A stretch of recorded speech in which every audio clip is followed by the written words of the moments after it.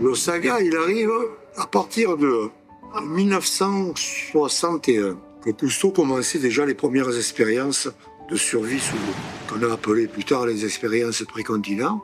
Mais lui, son idée, c'était de faire vivre des plongeurs sous l'eau pendant des durées indéterminées. Conclusion, on peut vivre sous l'eau pendant X temps. Les plongeurs peuvent être disons, accompagnés en toute sécurité. Mais, il y avait un mais, la mise en œuvre de tout ça, c'était dépendant de la météo, c'était dépendant de l'état de la mer. Cousteau, donc, ça l'a fait gamberger. 2 ans après, il demandait aux ingénieurs du SEMA de penser à un système où la maison sous la mer serait accrochée à un sous-marin et on pourrait partir d'un port d'attache sans être tributaire de l'état de la mer et de l'état de surface. On a abouti au premier projet qui s'est appelé Argironette. Argironette, il a fait parce qu'il s'est rendu compte que toutes les maisons sous la mer qu'on avait fait, précontinent 1, précontinent 3, c'était trop cher. Il fallait une infrastructure en surface très très importante, donc budgétairement ça ne fendait pas. Donc il a dit je vais transposer la maison sous la mer à bord des sous-marins qui me permettra de l'amener sur le site. 2 ans après, le matériel est construit, les grosses structures sont construites à Grenoble, les équipements moteurs, tout ça sont approvisionnés, le hangar ici est construit, le sous-marin arrive ici, il est rentré dans le hangar, et 6 mois après, comme le budget initial explose, le gouvernement de l'époque arrête tout, coupe les crédits. Cousteau, il est pris là. Qu'est-ce qu'il fait, Cousteau? Il dit au revoir, moi j'arrête tout également. Et Louis nous dit, messieurs, au revoir. Alors ça, c'est en 1971. Et le matériel reste ici, renfermé, pendant 10 ans. En 80, pratiquement, des bruits venant de l'étranger arrivent en disant qu'une société américaine veut racheter et gagner je ne sais pas combien d'années sur la construction d'un sous-marin de ce type. Quand le budget de l'Argironette a doublé et que le CNSU a refusé de continuer, avec quelques camarades, on se doutait que la fin de l'Argironette allait être la fin du Saga. Et donc, comme on connaissait quand même Delhoz, parce que Delhoz avait travaillé jeune, bénévolement chez Cousteau. Donc, il était tout content de récupérer des gars de Cousteau pour faire un peu, pour lui dire, tu vois, moi j'ai réussi. Donc, on s'est présenté, quelques-uns, on était une 8aine. Et donc, on est parti avant la fin du SEMA. On a donné notre démission, on est rentré chez Comex pour faire des sous-marins en symbiose de la plongée. Et donc, Delhoz, qui est pas bête, dit non, moi je veux pas que ça parte, ça a été payé par l'argent des contribuables, je l'achète. Je mets mon argent, j'achète le sous-marin.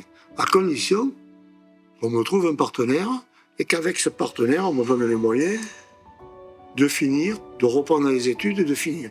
Il y a un groupement d'intérêt économique qui se forme, Comex Ifremer, avec quelques satellites comme l'Europe, comme l'Institut français du pétrole, tout ça. Et ça va faire un groupe qui va avoir la capacité de financer un nouveau projet. À l'époque de l'Argironette, il y avait qu'à peu près 7 jours d'autonomie. 20 ans plus tard, on a fait quelque chose d'un petit peu plus sophistiqué, c'est-à-dire qu'on a pu mettre de l'oxygène, des moteurs Stirling, etc. Donc on avait à peu près 20 jours. On a triplé, grosso modo, l'autonomie de l'engin. À l'époque, l'offshore était demandeur. Les pétroliers étaient demandeurs. Donc ils voulaient un engin qui permette à des plongeurs de performer jusqu'à 400 mètres pour intervenir sur les installations pétrolières. Sur les champs pétroliers, c'était assister à la construction, aider sur la construction et également des réparations sur des champs qui n'étaient pas très profonds. Et on attaque la fabrication proprement dite. On n'était pas nombreux au départ, on était 6. Ensuite, on a embauché au plus fort de l'intégration des modules. On était environ 60 personnes ici. C'était une vie, disons, aventurière. C'était un métier nouveau qu'on avait. C'était des métiers qui n'existaient pas ailleurs. Donc il fallait apprendre ce métier. On a récupéré des plans. À partir de ces plans, on a fait les nouveaux aménagements extérieurs, intérieurs, avec le final de la conception. J'ai beaucoup travaillé sur les traversées de coques, les champignons, les passages de coques qui sont là. Ça, c'est un boulot assez fastidieux parce qu'il fallait partir des plans pneumatiques, électriques et hydrauliques de l'extérieur vers l'intérieur. Ah, sur le Saga, là où vous mettez les pieds, c'est moi qui l'ai fixé. En 87, octobre 87, le sous-marin est terminé et il est inauguré en octobre 87 par le gouvernement de l'époque, dont Chirac en tête. Début 91, les commerciaux de Comex, puisque les Frémères n'a pas de commerciaux, mais les commerciaux de Comex s'en vont toc toc toc toc, on tape aux portes des pétroliers, et la réponse est quasiment unanime. Ben, depuis le temps qu'on attend le sous-marin, on a performé, on a imaginé de nouveaux systèmes, on a imaginé les plateformes en mer, on a imaginé les petits ROV, les petits engins et tout. Et maintenant, on n'a pratiquement plus besoin d'un engin comme le vôtre. Et donc voilà, et tout s'arrête. Le sous-marin, tel qu'il est là aujourd'hui, était là en 91, le jour de l'arrêt des opérations, quoi. Tel quel. Ça s'est arrêté du jour au lendemain. Un beau jour, on est venu travailler, on nous a dit, les gars, c'est terminé. Et on est rentré chez nous. Tant et si bien qu'il y avait encore des plongeurs qui avaient travaillé dans la semaine. Ils ont abandonné leurs serviettes, leurs habits. Enfin, on a laissé cet engin pendant une vingtaine d'années clos. On a fait 18 plongées. 18 plongées. On a fait des plongées à Monaco, on a fait des plongées sur un site archéologique, on a fait des plongées essais aussi dans le port. Une belle aventure technologique, mais commercialement. Moi, je pense qu'il voulait faire encore un pas en avant et montrer qu'on savait encore développer, mais je pense que déjà dans sa tête, c'était la fin de la plongée. À l'époque où nous on travaillait sous l'eau, on était quasiment indispensable, mais par la suite, tout ce qui a été conçu pour aller au fond a été conçu au départ pour être manipulé par des robots. Donc c'est comme ça que les robots ont peu à peu remplacé les plongeurs.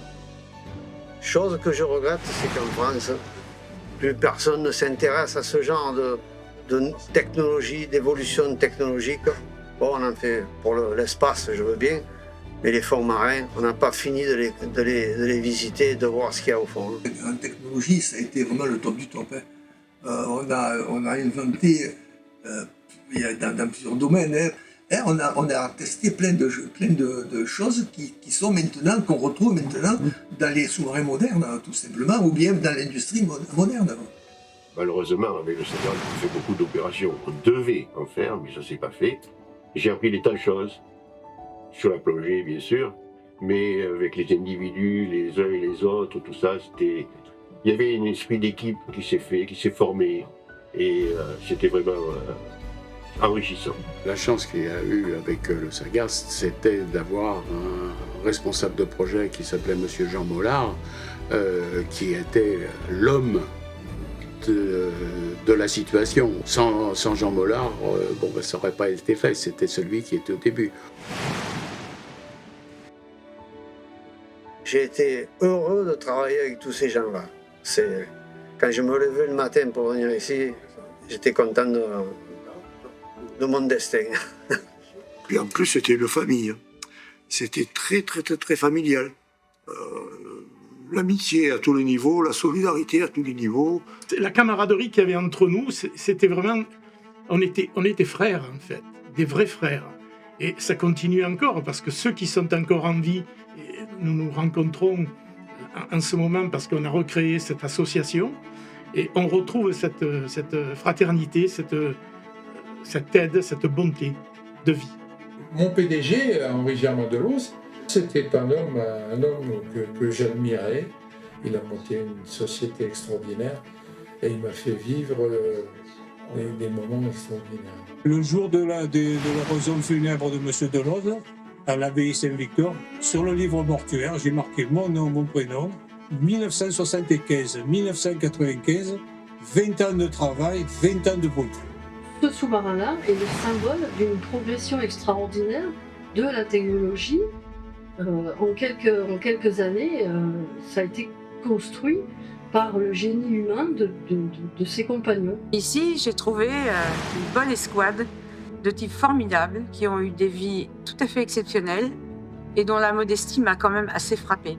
Parce que c'est des grandes pointures et voilà, transmettre sans ostentation. Et c'est très très agréable, j'ai appris beaucoup de choses. C'est un patrimoine marseillais, un patrimoine industriel, un patrimoine de connaissances.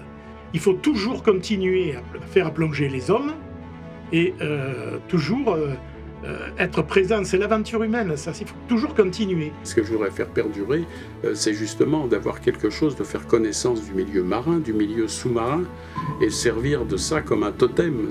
L'idée maintenant, avec un bâtiment qui est classé au public, c'est de pouvoir attirer plus de jeunes dans des projets pédagogiques et parler de beaucoup de choses d'une manière ludique et puis sympathique, quoi. Voilà.